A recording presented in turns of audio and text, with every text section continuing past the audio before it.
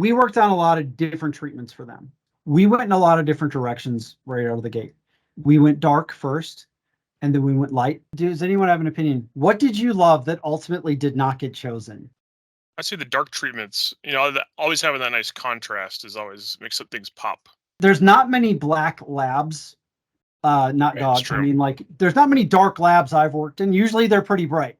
Also, we played around with gobos here. Gobo is this effect where you project like a window or some off-scene light source onto the scene, but it really only gets pulled off very well when you're dealing with darker darkness. Yeah, you can't show it on pure white. Like it's very hard to show. You still need to have some absence of light to show it. And I do think they made the right decision for sure. The lead on this project on the client side, she knows design really well. Kind of great in the sense that like we could like rely on that for art direction too. I challenged the 3D animation staff with this. I think I came into one of our meetings and I said, I would like you to show me a way to watch the needle go into the patient's arm in a way I've never, ever seen before. The great thing is that it was one of the post guys where he's just like, why don't we just look back at the needle and follow it in? There's actually a practical reason. Everyone understand why this device is like novel and special and why we want to see it from this angle. If you look right beneath where the dot currently is, that's important because would you rather have your tissues tear around a big needle, or would you rather have them temporarily stretch around a big needle? And Matt, by the way, he's our Houdini expert and does all of our dynamics. The stuff that would take way too long, maybe even impossible to animate by hand, we simulate using Houdini. So this was the final Maya scene that rendered.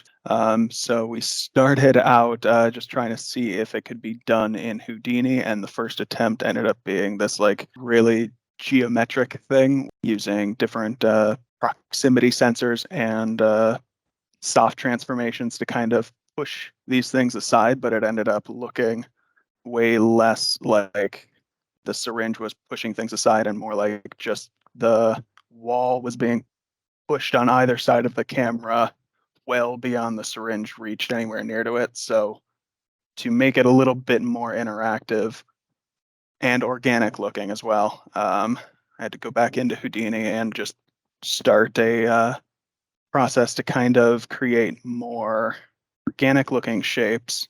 So then that was taken back into Maya, and then a lattice system was used to pass through it and just parent to the syringe so that as it got closer to the layers, it would just push them aside, and then we could scale that much more organically and more fine-tuned to create a much more natural looking gradient. So we got a couple different animations for MSC. We're doing some turntable stuff for them. We're doing some holograms. We're doing a full animation. So we kind of accommodate a bunch of different assets that they would like. And so I'll go ahead and show a couple of them and talk about them. Okay, so first one I'll bring up is their vertical display case setup. This is basically what was different about this project is that we're working here with a prism kind of object that has a significant glass refraction capability. In addition to that, we're also breaking reality in some ways because it's a product shot. So, we would don't want excess reflections bouncing off of this object, refracting through it that are what you'd see probably in real life. But for a product shot, we want the focus to be on just the product. So this is a combined image, but which is actually made up of multiple layers in the 3D world. So if I dive into here, I've got a box, which is this element right here, which as you can see, you got the prism element. We've got noise, we've got dust, we've got little particulates, which give it a little bit of detail, a little bit of texture. That when it turns, you feel it as it rotates. In addition, we also have the device itself, which this is just one device from this animation, which is being refracted inside of the object, getting distorted. But we have our own tricks of making it so things get to our client as quick as they would like it. And we dive in here. This is actually quite complicated in that it's refraction on refraction on refraction, which means glass on glass on glass. And so in order to edit this, we end up having to use lots of mats that intersect within themselves. And so with all of these stacked together, we create the final image that you see here. But these are all made up of diffusion, subsurface scattering, specular lighting, refractions, which is where your glass comes from, GI, so on and so on. We got depth of field, and altogether this creates the final image that we have here. This is a shot of the IV in place and how the liquid is starting to come through. So this is showcasing, we've got depth of field, we've got subsurface scattering with an arm, we've got all of these nice 3D models that have been laid out. Of course, we're playing with light. We're bringing the light in focus on the object as what we're here to see. And if we zoom in here, you get a lot of fine detail and texture in all of our materials. And this is all part of the lighting, shading, rendering world, which is just to make things look nice. Obviously, if you're in a doctor's office, lights aren't going to look like this. It's going to look like flat and uneven. But in this, we draw the eye to the object itself, which is the product. So as we're inside of the body, we're going to draw the eye to this needle, and we're going to add a lot of contrast and dramatic effect so that the readability and enjoyability is very high. Callouts are these things that we put in on top of the finished animation when it's all completed in a compositing process. It's faster for us to be able to take things like titles, things we're pointing to, and put them in after the 3D rendering is complete, or on top of the 3D rendering, I should say, because even this is a preview file that we're looking at in 3D. Because then if the client says, oh, change this one word, we can just change the stuff that's superimposed on top of. And if I'm not mistaken, this is all tracked in 3D. So it's Correct. perfectly lining up with the camera moves we put in 3D is completely matching with what's happening in compositing, saving us time, or we'd have to do it manually, which is also a not fun process of manual. Yeah, and Changing the other good thing that he's developed with these things is that he's basically idiot-proofed it for, you know, the caveman animator to come in and be able to. We've got another project that has these kind of automated callouts where the size and width and everything will change on the fly depending on what you type in there, and that's absolutely lovely to have, because, you know, I'm not good enough at that stuff to make it work real beautifully, and he made something that's kind of caveman animator proof. Now this makes it easy for us because we're going to be doing work with this client forever, right? Like we'll probably be working with them for a long time on all of their products.